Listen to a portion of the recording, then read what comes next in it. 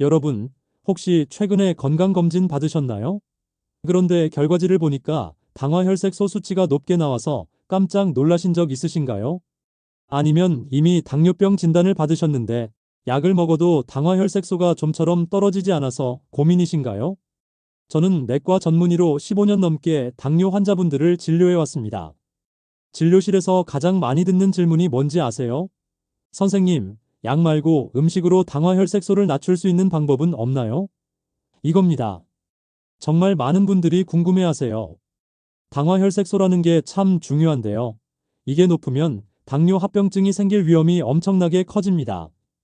눈이 나빠지고 신장이 망가지고 신경이 손상되고 심지어 발을 절단해야 하는 상황까지 갈 수 있어요. 그래서 당화혈색소 관리가 정말 중요합니다. 그런데 여기 좋은 소식이 있습니다. 제가 진료하면서 본 환자분들 중에 음식만 바꿨는데도 당화혈색소가 극적으로 떨어진 분들이 정말 많았어요. 약을 줄이거나 심지어 끊으신 분들도 계세요. 오늘은 그분들이 실제로 드신 음식들, 그 중에서도 특히 효과가 좋았던 5가지를 여러분께 소개해 드리겠습니다. 자, 영상을 시작하기 전에 구독과 좋아요 버튼 꾹 눌러주시면 이런 유익한 건강 정보를 가장 빠르게 받아보실 수 있습니다. 알림 설정까지 해두시면 새로운 영상이 올라올 때마다 바로 알려드릴게요. 그럼 지금 바로 시작하겠습니다. 먼저 당화혈색소가 정확히 뭔지부터 이해하셔야 해요. 많은 분들이 혈당과 당화혈색소를 헷갈려 하시거든요. 혈당은 그 순간의 혈액 속 포도당 농도입니다. 지금 이 순간 혈액 검사를 하면 나오는 수치죠. 그런데 이게 문제가 뭐냐면 식사 전후에 따라 계속 변합니다. 아침에 공복일 때는 낮고 밥 먹고 나면 높아지고 이렇게 계속 오르락내리락 하는 거예요.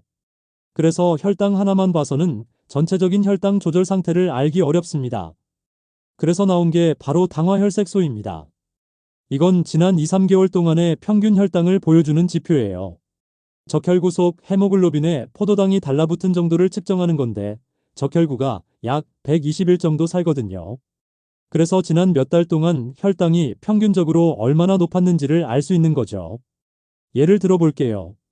병원 가기 일주일 전부터 열심히 식단 조절하고 운동해서 검사 당일 혈당을 낮출 수 있습니다. 하지만 당화혈색소는 속일 수 없어요.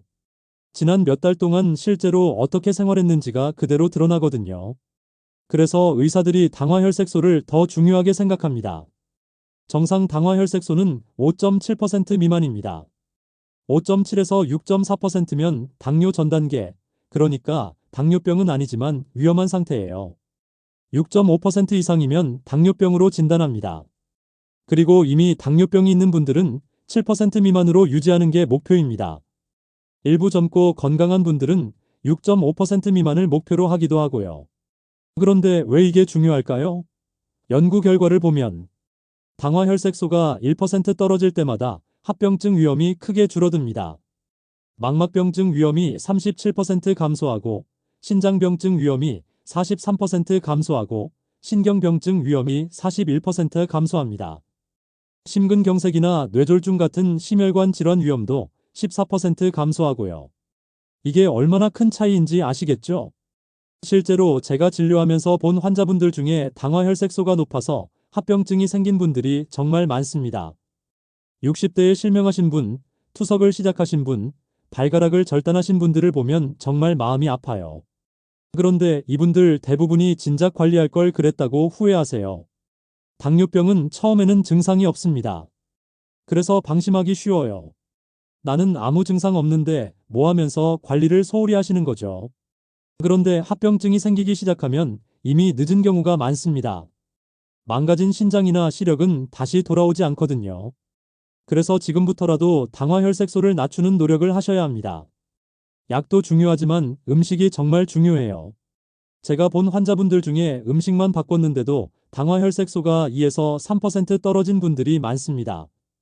약을 줄이거나 끊으신 분들도 계시고요. 오늘 제가 소개해드릴 5가지 음식은 단순히 이론상으로만 좋은 게 아니라 실제 임상에서 효과가 입증된 것들입니다. 연구 논문도 있고 제 환자분들이 직접 경험한 것들이에요. 지금부터 자세히 알려드리겠습니다. 본격적으로 음식 이야기를 하기 전에 왜 혈당이 올라가고 당화혈색소가 높아지는지부터 이해하셔야 합니다. 이걸 알아야 어떤 음식이 좋은지 제대로 이해할 수 있거든요. 우리가 음식을 먹으면 탄수화물이 포도당으로 분해되어 혈액으로 흡수됩니다. 그러면 혈당이 올라가죠.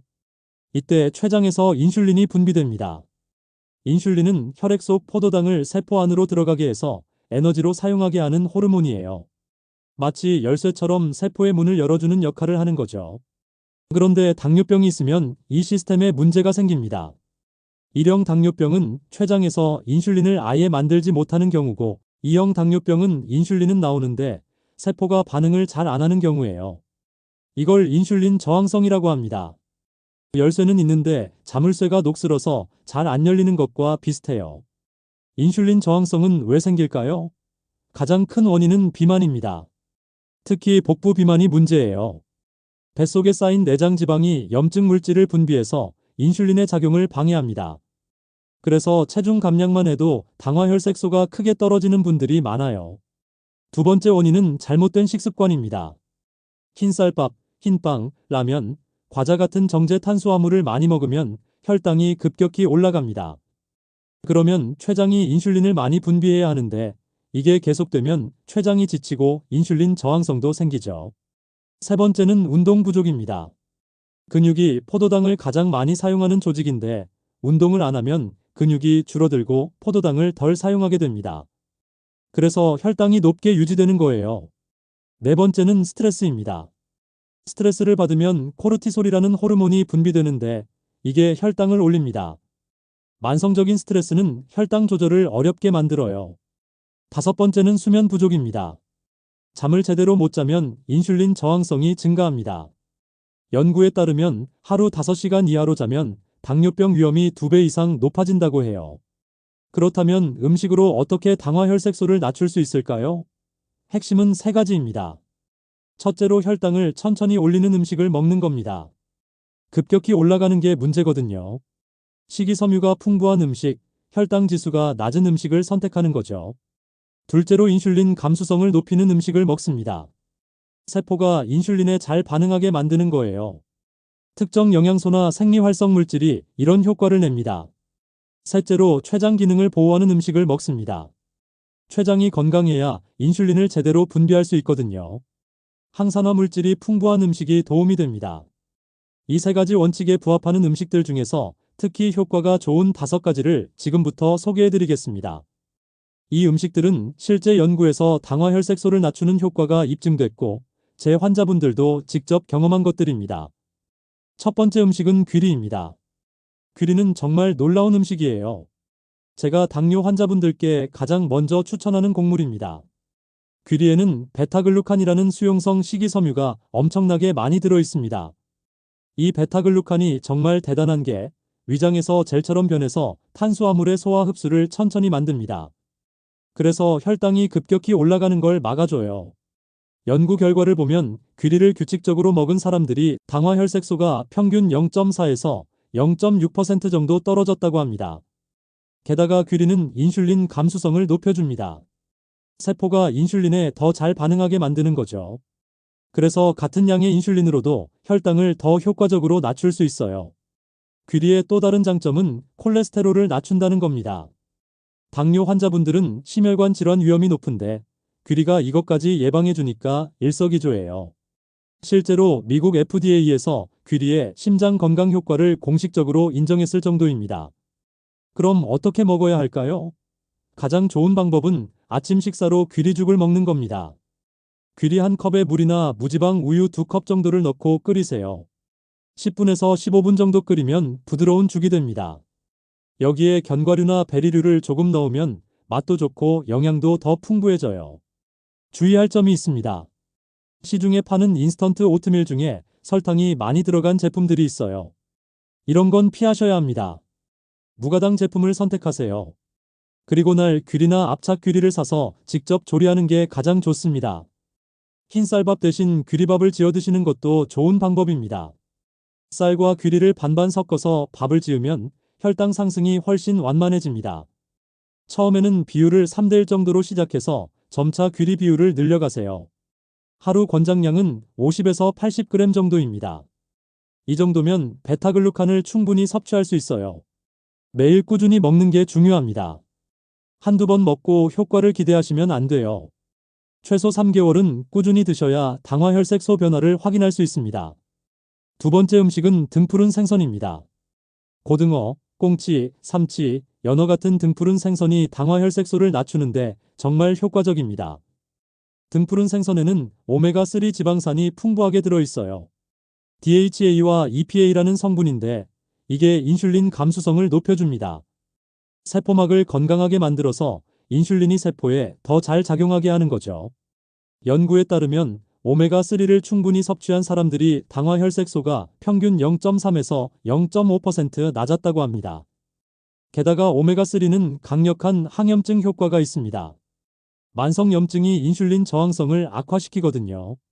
특히 복부 비만이 있으신 분들은 내장 지방에서 염증 물질이 많이 나오는데 오메가3가 이걸 줄여줍니다. 또 하나 중요한 게 등푸른 생선이 심혈관 질환을 예방한다는 겁니다. 당뇨 환자분들의 가장 큰 사망 원인이 심근경색이나 뇌졸중 같은 심혈관 질환이거든요. 오메가3가 혈전 생성을 막고 혈관을 건강하게 만들어서 이런 합병증을 예방해줍니다. 생선에는 양질의 단백질도 풍부합니다. 단백질은 포만감을 오래 유지시켜서 과식을 막아주고 근육량을 유지하는 데도 도움이 됩니다. 근육이 많을수록 혈당 조절이 잘 되거든요. 그럼 어떻게 먹어야 할까요? 일주일에 3, 4회, 한 번에 손바닥 크기 정도 드시면 됩니다. 구이로 드시는 게 가장 좋고 조림도 괜찮아요. 튀김은 피하세요. 기름에 튀기면 좋은 지방이 산화되고 나쁜 지방이 추가됩니다. 고등어 구이를 할 때 소금을 너무 많이 치지 마세요. 염분 과다 섭취는 혈압을 올릴 수 있거든요. 레몬즙이나 허브로 간을 하면 건강하고 맛도 좋습니다. 통조림 참치나 연어도 좋은 선택입니다. 물에 담긴 제품을 선택하시고 기름에 담긴 건 피하세요. 통조림은 보관이 편해서 자주 먹기 좋거든요. 샐러드에 넣거나 김밥을 만들 때 넣어도 좋습니다. 주의할 점은 큰 생선은 피하는 게 좋다는 겁니다. 참치 중에서도 참다랑어 같은 큰 참치는 수은 함량이 높을 수 있어요. 고등어, 꽁치, 정어리 같은 작은 생선이 더 안전합니다. 세 번째 음식은 견과류입니다. 아몬드, 호두, 캐슈넛 같은 견과류가 당화혈색소를 낮추는데 정말 효과적입니다. 견과류에는 건강한 불포화 지방산이 풍부합니다. 이게 인슐린 감수성을 높여주거든요. 연구 결과를 보면 매일 견과류를 한 줌씩 먹은 사람들이 당화혈색소가 평균 0.3% 정도 떨어졌다고 합니다. 작은 수치 같지만 합병증 위험을 크게 줄이는 효과가 있어요. 견과류는 식이섬유도 풍부합니다. 특히 아몬드는 식이섬유가 많아서 포만감을 주고 혈당 상승을 완만하게 만듭니다. 간식으로 과자나 빵을 드시는 대신 견과류를 드시면 혈당이 훨씬 안정적으로 유지돼요. 또 견과류에는 마그네슘이 많이 들어 있습니다. 마그네슘은 인슐린 작용에 꼭 필요한 미네랄인데 당뇨 환자분들 중에 마그네슘이 부족한 경우가 많아요. 견과류로 마그네슘을 보충하면 혈당 조절에 도움이 됩니다. 비타민 E도 풍부합니다. 비타민 E는 강력한 항산화제라서 췌장세포를 보호해줍니다. 산화 스트레스가 췌장 기능을 떨어뜨리는데 비타민 E가 이걸 막아주는 거죠. 그럼 어떻게 먹어야 할까요? 하루 한 줌, 그러니까 30g 정도가 적당합니다. 손으로 한 움큼 쥔 정도예요. 너무 많이 먹으면 칼로리가 높아서 체중이 늘 수 있으니 주의하세요. 가장 좋은 방법은 아침이나 오후에 간식으로 먹는 겁니다. 출출할 때 과자 대신 견과류를 드시면 혈당도 안정적이고 영양도 좋습니다. 요거트에 섞어 드시거나 샐러드에 뿌려 드셔도 좋아요. 여러 종류를 섞어서 드시는 게 좋습니다. 아몬드, 호두, 캐슈넛, 피스타치오를 섞어 놓고 드세요. 각각 영양 성분이 조금씩 다르거든요. 호두는 오메가3가 특히 많고 아몬드는 비타민 E가 많고 캐슈넛은 마그네슘이 많아요. 주의할 점이 있습니다. 소금 간이 된 견과류나 설탕이 코팅된 제품은 피하세요. 무염, 무가당 생견과를 선택하시는 게 좋습니다. 볶은 것보다는 생으로 드시는 게 더 좋고요. 견과류를 살 때는 소포장 제품을 사시거나 사서 냉장 보관하세요. 지방이 많아서 상온에 오래 두면 산패될 수 있거든요.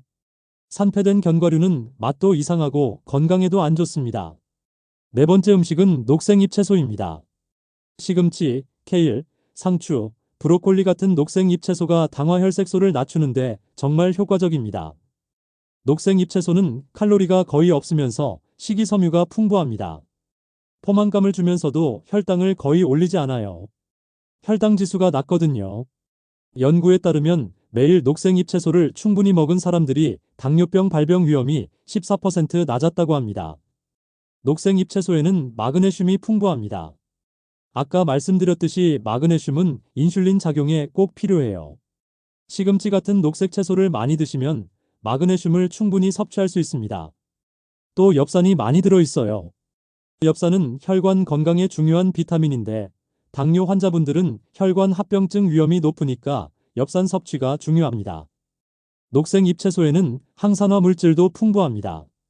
루테인, 제아잔틴 같은 성분이 산화 스트레스를 줄여서 췌장세포를 보호하고 혈관도 건강하게 만듭니다. 특히 케일은 항산화 물질이 정말 많이 들어있어요. 비타민 K도 풍부한데 이게 골다공증 예방에도 도움이 됩니다. 당뇨 환자분들은 골다공증 위험도 높거든요. 그럼 어떻게 먹어야 할까요? 매 끼니마다 한두 접시씩 드시는 게 이상적입니다. 생으로 샐러드로 드셔도 좋고 살짝 데쳐서 나물로 드셔도 좋아요. 국에 넣어 드시거나 볶음 요리에 넣어도 괜찮습니다. 아침에 시간이 없으면 시금치나 케일을 믹서에 갈아서 스무디로 드셔도 좋습니다. 사과 반쪽이랑 물 한 컵, 시금치 한 줌을 넣고 갈면 맛있고 영양가 높은 아침 식사가 됩니다. 점심이나 저녁에는 샐러드를 크게 한 그릇 만들어 드세요. 여러 가지 채소를 섞으면 좋습니다. 상추, 양배추, 적양파, 방울토마토, 오이를 썰어서 섞고 거기에 올리브 오일과 레몬즙으로 드레싱을 만들어 뿌리세요. 시판 드레싱은 설탕이 많이 들어있는 경우가 많으니 피하시는 게 좋아요. 나물로 드실 때는 기름을 너무 많이 쓰지 마세요. 참기름 몇 방울만 넣어도 충분합니다. 간은 소금보다는 간장을 살짝만 사용하시고 마늘과 깨소금으로 맛을 내면 건강하면서도 맛있습니다. 브로콜리는 살짝 데쳐서 드시는 게 좋습니다. 너무 오래 삶으면 영양소가 파괴되니까 3분에서 5분 정도만 데치세요. 아삭한 식감이 남아있을 정도가 딱 좋습니다. 여기에 발사믹 식초를 뿌려 드시면 정말 맛있어요. 주의할 점은 드레싱이나 양념에 설탕을 넣지 않는 겁니다. 건강하게 채소를 먹으려다가 드레싱 때문에 혈당이 올라가면 안 되잖아요. 올리브 오일, 레몬즙, 식초, 허브로 간단하게 맛을 내는 게 가장 좋습니다. 하루 목표는 최소 3-4컵 정도입니다. 생각보다 많죠? 하지만 이 정도는 드셔야 효과를 볼 수 있어요. 매 끼니마다 조금씩 먹으면 충분히 달성할 수 있는 양입니다. 다섯 번째 음식은 콩류입니다. 콩, 렌틸콩, 병아리콩, 검은콩 같은 콩류가 당화혈색소를 낮추는데 정말 탁월합니다. 콩류는 식이섬유가 엄청나게 많습니다. 특히 수용성 식이섬유가 많아서 혈당 상승을 크게 늦춰줍니다. 연구 결과를 보면 매일 콩을 먹은 사람들이 당화혈색소가 평균 0.5% 정도 떨어졌다고 해요. 이건 정말 큰 수치입니다. 콩류는 혈당 지수가 낮습니다. 탄수화물이 들어있지만 천천히 소화되고 흡수돼서 혈당을 급격히 올리지 않아요. 같은 양의 탄수화물을 쌀밥으로 먹는 것과 콩으로 먹는 것은 혈당 반응이 완전히 다릅니다. 단백질도 풍부합니다. 식물성 단백질이라서 고기에 비해 포화지방이 적고 건강합니다. 당뇨 환자분들은 신장 기능도 신경 써야 하는데 식물성 단백질이 동물성 단백질보다 신장에 부담을 덜 줍니다.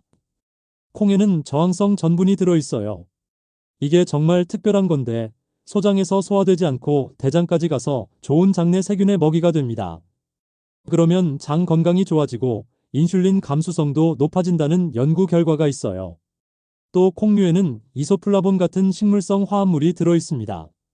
이게 항산화 효과가 있어서 췌장세포를 보호하고 염증을 줄여줍니다. 그럼 어떻게 먹어야 할까요? 흰쌀밥 대신 콩밥을 지어 드세요. 쌀과 콩을 3:1 정도 비율로 섞어서 밥을 지으면 혈당 상승이 훨씬 완만해집니다. 검은 콩이나 서리태를 넣으면 안토시아닌도 섭취할 수 있어서 더 좋아요. 된장찌개나 청국장도 좋은 선택입니다. 발효된 콩은 소화도 잘 되고 영양소 흡수도 좋아집니다. 청국장은 나토키나제라는 성분이 있어서 혈전 예방에도 도움이 되고요. 다만 염분이 많을 수 있으니 국물을 적게 드시는 게 좋습니다. 렌틸콩으로 수프를 만들어 드시는 것도 좋습니다. 렌틸콩은 조리 시간이 짧아서 편해요. 물에 미리 불릴 필요도 없고 30분 정도면 부드럽게 익습니다. 양파, 당근, 샐러리를 썰어 넣고 렌틸콩과 함께 끓이면 영양가 높은 수프가 완성됩니다. 병아리콩으로 후무스를 만들어 드셔도 좋아요. 병아리콩을 삶아서 으깨고 타히니, 레몬즙, 마늘을 넣고 섞으면 됩니다. 이걸 채소 스틱에 찍어 먹으면 건강한 간식이 돼요. 두부도 좋은 선택입니다. 두부는 소화가 잘 되고 조리하기 쉬워서 자주 먹기 좋습니다. 두부조림, 두부전, 순두부찌개 등 다양하게 활용할 수 있어요. 주의할 점은 콩을 갑자기 많이 먹으면 가스가 차거나 배가 불편할 수 있다는 겁니다. 처음에는 조금씩 시작해서 점차 양을 늘리세요. 그리고 충분히 익혀서 드시는 게 중요합니다. 덜 익은 콩은 소화가 안 돼요. 통조림 콩도 편리합니다. 물에 헹궈서 나트륨을 줄인 후 사용하세요. 샐러드에 넣거나 수프에 넣으면 간편하게 콩을 섭취할 수 있습니다. 하루 권장량은 조리된 콩 기준으로 반 컵에서 한 컵 정도입니다. 매일 꾸준히 드시는 게 중요해요. 이제 이 5가지 음식을 실생활에서 어떻게 먹을지 구체적으로 알려드리겠습니다. 아침에는 귀리죽을 드세요. 귀리 반 컵에 물 1컵 반을 넣고 끓이고 다 익으면 호두나 아몬드를 한 줌 뿌리세요. 여기에 블루베리를 조금 얹으면 완벽합니다. 이렇게 하면 귀리, 견과류를 한 번에 섭취할 수 있어요. 점심에는 콩밥을 짓고 고등어 구이를 반찬으로 드세요. 여기에 시금치나물과 브로콜리 샐러드를 곁들이면 됩니다.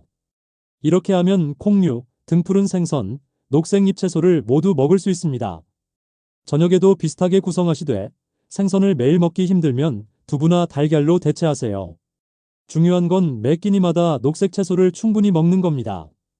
간식으로는 견과류 한 줌이나 채소 스틱에 후무스를 찍어 드세요. 배고플 때 과자나 빵을 먹는 대신 이렇게 드시면 혈당이 안정적으로 유지됩니다. 제가 만난 환자분들의 실제 사례를 소개해 드리겠습니다. 이분들은 정말로 음식만 바꿔서 놀라운 변화를 경험하셨어요. 정민수 씨는 62세 남성 환자분이셨습니다. 처음 오셨을 때 당화혈색소가 8.5%였어요.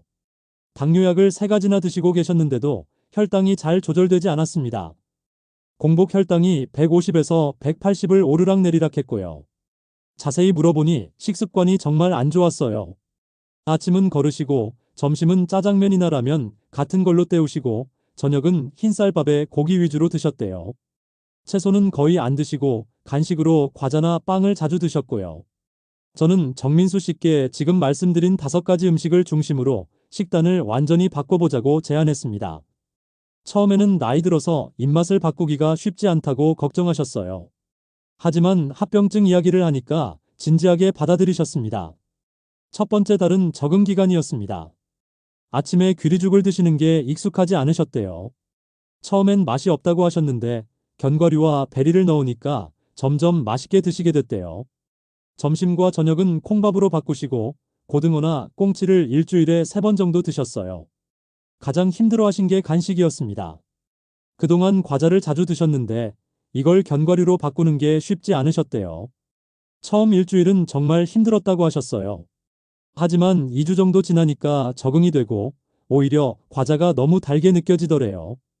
한 달 후에 다시 오셨을 때 체중이 3kg 빠져 있었어요. 본인도 놀라셨고 저도 놀랐습니다. 배가 고프지 않았냐고 물었더니 오히려 전보다 덜 배고팠다고 하시더라고요. 식이섬유가 풍부한 음식들이 포만감을 오래 유지시켜준 거죠. 혈당도 좋아지기 시작했습니다. 공복 혈당이 130에서 150 정도로 떨어졌어요. 이 정도면 잘하고 계시니까 계속 유지하세요라고 격려해드렸습니다. 3개월 후에 당화혈색소를 다시 측정했습니다. 결과를 보는 순간 정말 놀랐어요. 8.5%에서 7.2%로 떨어져 있었습니다. 1.3%나 떨어진 거예요. 체중도 처음보다 7kg 줄어 있었고요. 정민수 씨가 선생님, 이게 진짜 제 결과 맞나요? 라고 물으시며 눈물을 글썽이셨습니다. 약도 조정할 수 있었습니다. 3가지 약 중 하나를 끊었어요. 이대로만 유지하시면 약을 더 줄일 수도 있어요 라고 말씀드렸더니 정말 기뻐하셨습니다. 6개월 후에는 당화혈색소가 6.5%까지 떨어졌습니다. 거의 정상 수준이에요. 약도 2가지에서 1가지로 줄였고요. 체중은 10kg 감량에 성공하셨습니다. 지금도 1년에 2번씩 정기 검진을 받으러 오시는데 완전히 다른 사람이 되셨어요. 얼굴에 생기가 돌고 걸음걸이도 가벼워지셨습니다. 음식 바꾸는 게 이렇게 중요한 줄 몰랐어요. 진작 할 걸 그랬어요 라고 하시는데 정말 보람을 느꼈습니다. 김순희 할머니는 70세이셨는데 당뇨병을 15년 동안 앓아오셨어요. 처음 오셨을 때 당화혈색소가 9.2%였습니다. 정말 높은 수치죠. 인슐린 주사까지 맞고 계셨는데도 혈당 조절이 안 됐어요. 더 큰 문제는 합병증이 시작됐다는 겁니다. 눈이 침침하다고 하셔서 안과 검진을 받았더니 당뇨 망막병증 초기 진단을 받으셨어요. 발끝 감각도 둔해지고 있었고요. 이대로 가면 정말 위험한 상황이었습니다. 할머니께 지금이라도 식습관을 바꾸지 않으면 실명할 수도 있어요 라고 솔직하게 말씀드렸습니다. 겁을 주려는 게 아니라 사실이었거든요. 할머니도 심각성을 느끼시고 뭐든 하겠다고 하셨어요. 할머니의 기존 식습관은 정말 안 좋았습니다. 흰쌀밥을 하루 3공기씩 드시고 국수나 떡도 자주 드셨어요. 채소는 김치 외에는 거의 안 드시고 과일을 간식처럼 많이 드셨습니다. 과일도 당분이 많으니까 문제였죠. 식단을 완전히 바꿨습니다. 흰쌀밥을 콩밥으로, 아침은 귀리죽으로 바꿨어요. 처음에 이게 밥이에요? 라고 하시며 적응하기 힘들어 하셨습니다. 하지만 며느리분이 적극적으로 도와주셔서 잘 따라오셨어요. 고등어 구이를 일주일에 4번 드시도록 했고 매 끼니마다 시금치나물, 브로콜리, 상추 같은 녹색 채소를 2~3접시씩 드시도록 했습니다. 간식은 과일 대신 견과류 한 줌으로 바꿨고요. 처음 한 달은 정말 힘들어 하셨습니다. 밥맛이 없어서 못 살겠다고도 하셨어요. 하지만 며느리분이 다양한 방법으로 요리해 주시고 가족들이 함께 같은 음식을 드시니까 점차 적응하셨습니다. 2개월쯤 지나니까 변화가 나타나기 시작했습니다. 체중이 5kg 줄었고 혈당도 안정되기 시작했어요. 무엇보다 할머니 본인이 몸이 가벼워진 것 같다고 하셨습니다. 3개월 후 당화혈색소를 측정했습니다. 9.2%에서 7.8%로 떨어져 있었어요. 1.4%나 감소한 거죠. 할머니와 가족분들이 정말 기뻐하셨습니다. 안과에서도 더 이상 악화되지 않았다는 소견을 받으셨고요. 6개월 후에는 7.0%까지 떨어졌습니다. 인슐린 용량도 줄일 수 있었어요. 발끝 감각도 조금씩 돌아오고 있다고 하셨고요.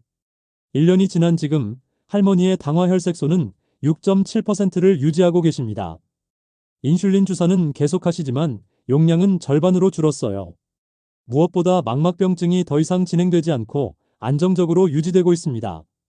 할머니께서 처음엔 음식 바꾸는 게 죽는 것만큼 힘들었는데 지금은 이게 익숙해요.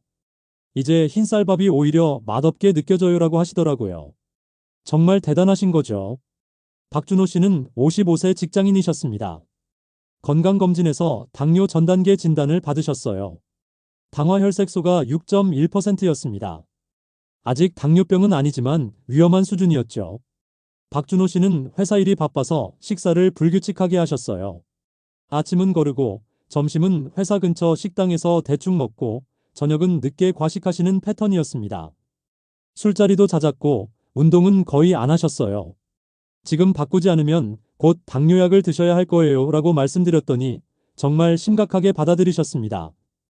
약을 먹기 싫으니까 지금부터라도 열심히 하겠다고 하시더라고요. 박준호 씨는 직장인이라 식단 조절이 쉽지 않았습니다. 그래서 실천 가능한 방법을 찾았어요. 아침은 집에서 귀리죽을 간단히 만들어 드시도록 했습니다. 전날 밤에 귀리를 물에 불려두면 아침에 5분만 끓이면 되거든요. 점심은 외식을 하시더라도 선택을 바꾸도록 했습니다. 짜장면이나 돈가스 대신 생선구이 정식이나 두부 요리를 선택하시고 흰쌀밥은 반만 드시고 반찬을 더 드시도록 했어요. 회사 근처 샐러드 가게도 찾아드렸습니다. 저녁은 집에서 드실 때 콩밥을 짓고 고등어나 삼치구이를 자주 드시도록 했습니다. 부인분께 녹색 채소를 많이 준비해달라고 부탁드렸고요. 술자리는 일주일에 1번으로 줄이고 술을 마시더라도 안주를 채소 위주로 선택하도록 했습니다. 간식이 문제였습니다. 회사에서 커피를 마실 때 과자를 자주 드셨거든요. 이걸 견과류로 바꾸도록 했어요. 책상 서랍에 소포장 견과류를 넣어두고 출출할 때마다 드시도록 했습니다. 처음에는 적응하기 힘들다고 하셨어요. 특히 점심에 샐러드만 먹으면 오후에 너무 배고프다고요. 그래서 샐러드에 병아리콩이나 퀴노아를 추가로 넣어 드시라고 권했습니다. 단백질과 복합 탄수화물이 들어가면 포만감이 오래 가거든요. 2개월 후에 다시 오셨을 때 얼굴이 달라져 있었습니다. 체중이 6kg 빠졌고 허리둘레도 줄어들었어요. 체력이 좋아진 것 같다고 하시더라고요. 3개월 후 당화혈색소를 측정했습니다. 6.1%에서 5.6%로 떨어져 있었어요. 정상 범위로 돌아온 거죠. 박준호 씨가 정말 기뻐하셨습니다. 약 먹지 않고 정상으로 돌아올 수 있어서 너무 다행이에요라고 하시더라고요. 지금도 6개월마다 검진을 받으러 오시는데 당화혈색소를 5.5% 전후로 잘 유지하고 계십니다. 식습관도 완전히 바뀌셨고 운동도 시작하셨어요. 이제는 건강한 음식이 더 맛있게 느껴진다고 하십니다. 음식도 중요하지만 다른 생활 습관도 함께 바꿔야 당화혈색소를 효과적으로 낮출 수 있습니다. 식사 방법도 중요합니다. 같은 음식을 먹어도 어떻게 먹느냐에 따라 혈당 반응이 달라집니다. 먼저 채소부터 드세요. 식이섬유가 위장에 먼저 들어가면 나중에 들어오는 탄수화물의 흡수를 늦춰줍니다. 그 다음 단백질, 마지막에 탄수화물 순서로 드시는 거예요. 이렇게만 해도 혈당 상승이 30% 정도 완만해진다는 연구 결과가 있습니다. 천천히 드세요. 한 끼를 최소 20분 이상 걸려서 드시는 게 좋습니다. 빨리 먹으면 과식하기 쉽고 혈당도 급격히 올라갑니다. 한 입 먹고 젓가락을 내려놓는 습관을 들이세요. 물을 충분히 마시세요. 식사 30분 전에 물 한 잔을 마시면 포만감이 생겨서 과식을 막을 수 있습니다. 하루 1.5에서 2리터 정도 마시는 게 좋고요. 규칙적으로 드세요. 식사 시간을 일정하게 유지하는 게 중요합니다. 불규칙한 식사는 혈당을 불안정하게 만들어요. 특히 아침을 거르지 마세요. 아침을 거르면 점심에 과식하게 되고 혈당이 급격히 올라갑니다. 음식만으로도 효과가 있지만 운동을 함께하면 훨씬 빠르고 큰 효과를 볼 수 있습니다. 식후 30분 후에 가벼운 산책을 20분에서 30분 하세요. 이게 정말 효과적입니다. 식후에 올라간 혈당을 근육이 사용하게 만들어서 혈당이 빨리 내려갑니다.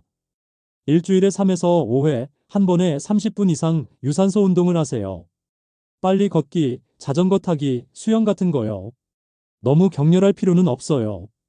옆 사람과 대화할 수 있을 정도의 강도면 충분합니다. 근력 운동도 중요합니다. 근육량이 많을수록 혈당 조절이 잘 되거든요. 일주일에 2, 3회 아령이나 밴드로 간단한 운동을 하세요. 헬스장에 갈 필요 없어요. 집에서 스쿼트, 팔굽혀펴기만 해도 충분합니다. 스트레스는 혈당을 올립니다. 스트레스 호르몬이 혈당을 높이거든요. 명상이나 요가, 심호흡 같은 이완요법을 하루 10분에서 15분 정도 하세요. 마음이 편안해지면 혈당도 안정됩니다. 취미 생활을 즐기세요. 좋아하는 일을 하면 스트레스가 해소됩니다. 그림 그리기, 원예, 음악 감상, 뭐든 좋습니다. 수면 부족은 인슐린 저항성을 증가시킵니다. 하루 7시간에서 8시간은 주무셔야 해요. 잠자는 시간도 규칙적으로 유지하세요. 매일 같은 시간에 자고 일어나는 게 중요합니다. 흡연은 인슐린 저항성을 높이고 당뇨 합병증을 악화시킵니다. 담배를 피우시는 분이라면 반드시 끊으셔야 해요. 금연만 해도 당화혈색소가 0.3에서 0.5% 떨어질 수 있다는 연구 결과가 있습니다. 금연이 어려우시면 금연 클리닉의 도움을 받으세요. 혼자 하는 것보다 성공률이 훨씬 높습니다. 알코올은 혈당 조절을 어렵게 만듭니다. 특히 공복에 술을 마시면 저혈당이 올 수도 있어요. 가능하면 술을 끊으시고 어쩔 수 없이 마셔야 한다면 일주일에 한두 번, 한 번에 소주 한 잔이나 맥주 한 캔 정도로 제한하세요. 그리고 반드시 음식과 함께 드세요. 자가 혈당 측정기를 사서 정기적으로 혈당을 체크하세요. 특히 새로운 음식을 먹었을 때 식후 2시간 혈당을 재보면 그 음식이 본인에게 어떤 영향을 미치는지 알 수 있습니다. 사람마다 같은 음식에 대한 혈당 반응이 다를 수 있거든요. 아침 공복 혈당은 일주일에 2, 3회 재보세요. 70에서 130 사이면 좋습니다. 식후 2시간 혈당은 180 이하로 유지하는 게 목표예요. 혈당 수첩을 작성하는 것도 좋습니다. 무엇을 먹었는지, 혈당이 얼마였는지, 어떤 활동을 했는지 기록하면 패턴이 보입니다.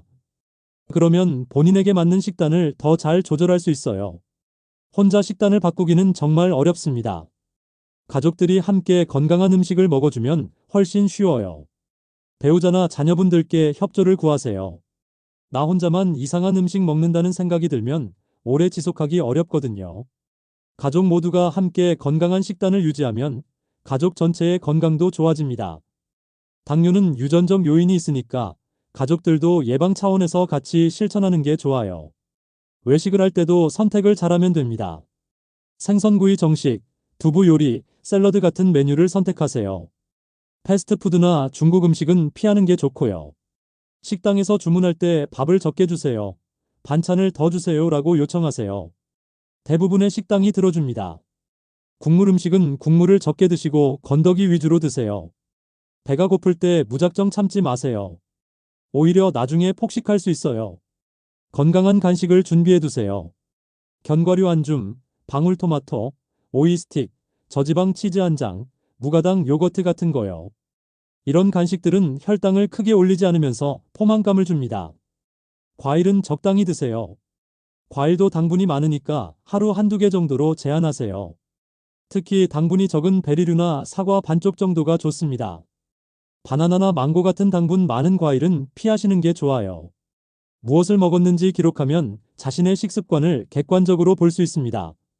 스마트폰 앱을 사용하면 편해요. 사진을 찍어서 기록하는 것도 좋은 방법입니다. 나중에 돌아보면 어떤 음식을 먹었을 때 혈당이 어떻게 변했는지 패턴이 보입니다. 이제 꼭 알아두셔야 할 주의사항들을 말씀드리겠습니다. 식단을 하루아침에 완전히 바꾸려고 하지 마세요. 급격한 변화는 오래 지속하기 어렵습니다. 한 번에 하나씩 바꿔가세요. 첫 주에는 아침을 귀리죽으로 바꾸고, 둘째 주에는 간식을 견과류로 바꾸고, 이런 식으로 점진적으로 바꾸는 게 훨씬 성공률이 높습니다. 몸도 적응 기간이 필요해요. 갑자기 식이섬유를 많이 먹으면 배가 불편하거나 가스가 찰 수 있습니다. 천천히 양을 늘려가면서 몸이 적응하게 해주세요. 음식으로 혈당이 좋아졌다고 해서 의사와 상담 없이 약을 줄이거나 끊으면 절대 안 됩니다. 혈당이 급격히 올라갈 수 있어요. 당화혈색소가 목표치에 도달하고 여러 번 검사해서 안정적으로 유지되는 걸 확인한 후에 의사와 상담해서 약을 조절해야 합니다. 특히 인슐린을 맞고 계신 분들은 더욱 주의하셔야 해요. 식단을 바꾸면서 인슐린 용량 조절이 필요할 수 있으니 반드시 의사와 상담하세요. 식단 조절과 운동을 하다 보면 때때로 저혈당이 올 수 있습니다. 특히 약을 드시는 분들은 더 주의하셔야 해요. 저혈당 증상은 식은땀이 나고 손이 떨리고 어지럽고 가슴이 두근거리고 배가 고프고 집중이 안 되는 겁니다. 이런 증상이 나타나면 즉시 사탕이나 주스 같은 단순당을 섭취하세요. 15분 후에도 증상이 계속되면 다시 섭취하고 병원에 연락하세요. 외출할 때 항상 사탕이나 초콜릿을 가지고 다니시는 게 안전합니다. 단백질을 늘리기 전에 신장 기능을 확인하세요. 당뇨가 오래되신 분들은 신장 기능이 떨어져 있을 수 있거든요.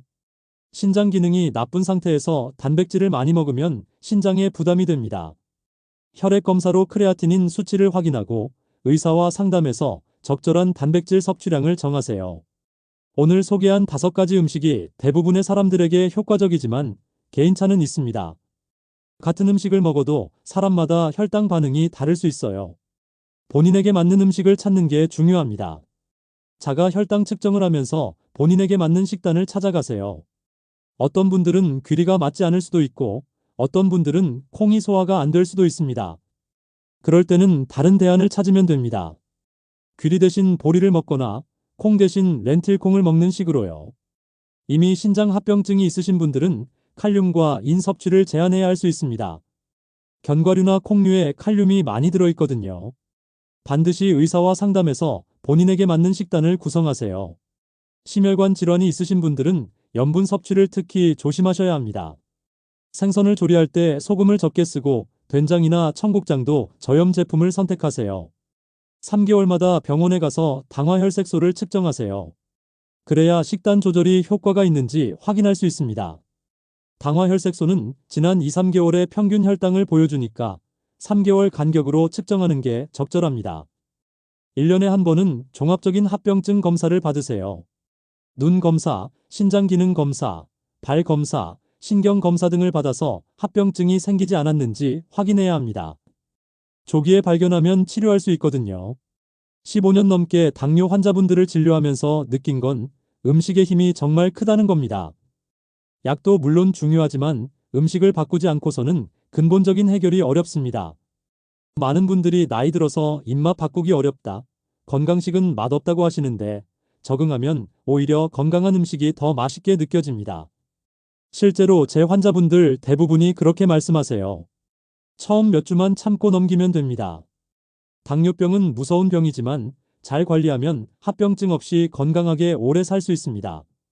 포기하지 마시고 오늘부터 하나씩 바꿔나가세요. 작은 변화가 모여서 큰 결과를 만듭니다. 그리고 혼자 하려고 하지 마세요. 가족의 도움을 받고 의료진과 상담하면서 하세요. 당뇨병 교육을 받는 것도 큰 도움이 됩니다. 병원에 당뇨병 교육실이 있으니 활용하세요. 무엇보다 중요한 건 꾸준함입니다. 한두 달 하다가 그만두면 소용없어요. 평생 지속할 수 있는 식습관으로 바꾸는 게 목표입니다. 완벽하게 하려고 하지 마시고 80% 정도만 실천해도 충분합니다. 가끔 치팅데이를 가져도 괜찮아요. 너무 스트레스 받으면 오히려 오래 못합니다. 자, 여러분. 오늘 우리가 함께 알아본 내용을 정리해 볼까요? 당화혈색소를 낮추는 5가지 음식을 배웠습니다. 첫 번째는 귀리, 베타글루칸이 혈당 상승을 늦춰주고 인슐린 감수성을 높여줍니다. 두 번째는 등푸른 생선, 오메가3가 인슐린 감수성을 높이고 심혈관 건강도 지켜줍니다. 세 번째는 견과류, 건강한 지방과 마그네슘이 혈당 조절을 돕습니다. 네 번째는 녹색 잎채소, 식이섬유와 마그네슘이 풍부하면서 칼로리는 낮습니다. 다섯 번째는 콩류, 식이섬유와 저항성 전분이 혈당을 천천히 올리고 인슐린 감수성을 높여줍니다. 이 5가지 음식을 매일 꾸준히 드시면 당화혈색소가 0.5에서 1.5% 정도 떨어질 수 있습니다. 제가 직접 본 환자분들이 그런 결과를 경험하셨어요. 정민수 씨는 3개월 만에 1.3% 떨어뜨렸고 김순희 할머니는 6개월 만에 2.2%나 낮추셨습니다. 박준호 씨는 약도 먹지 않고 정상 범위로 돌아오셨고요. 여러분도 할 수 있습니다. 나이는 상관없어요. 70대 할머니도 성공하셨는데 못할 게 뭐가 있겠어요? 중요한 건 오늘부터 시작하는 겁니다. 완벽하게 하려고 하지 말고 하나씩 바꿔가세요. 내일 아침부터 흰쌀밥 대신 귀리죽 한 그릇으로 시작해보세요. 간식으로 과자 대신 아몬드 한 줌을 먹어보세요. 점심에 고등어구이 한 토막을 드셔보세요. 저녁에 시금치나물 한 접시를 더 드셔보세요. 이렇게 작은 변화부터 시작하는 겁니다. 3개월 후에 당화혈색소를 다시 재보세요. 분명히 변화가 있을 겁니다. 그때 저한테 댓글로 알려주세요. 선생님, 저도 성공했어요. 라고요. 그 댓글을 보는 게 제가 이 영상을 만드는 가장 큰 이유입니다. 만약 여러분의 가족이나 친구 중에 당뇨병이 있거나 당화혈색소가 높은 분이 계시다면 꼭 이 영상을 공유해주세요. 음식만 바꿔도 이렇게 큰 변화를 만들 수 있다는 걸 많은 분들이 모르고 계십니다. 여러분의 공유 한 번이 누군가의 합병증을 예방할 수 있어요.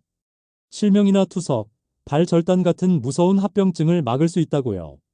그리고 이런 유익한 건강 정보를 계속 받아보고 싶으시다면 지금 바로 구독 버튼과 좋아요 버튼 꾹 눌러주세요. 알림 설정까지 해두시면 새로운 영상이 올라올 때마다 가장 먼저 알려드립니다. 다음 영상에서는 혈당을 빠르게 올리는 의외의 음식들에 대해 알려드릴게요. 건강하다고 생각했는데 사실은 혈당을 급격히 올리는 음식들이 있거든요. 꼭 기대해주세요. 오늘도 영상 끝까지 시청해주셔서 정말 감사합니다. 건강한 식탁, 행복한 인생. 오늘부터 시작하세요. 다음 영상에서 뵙겠습니다. 감사합니다.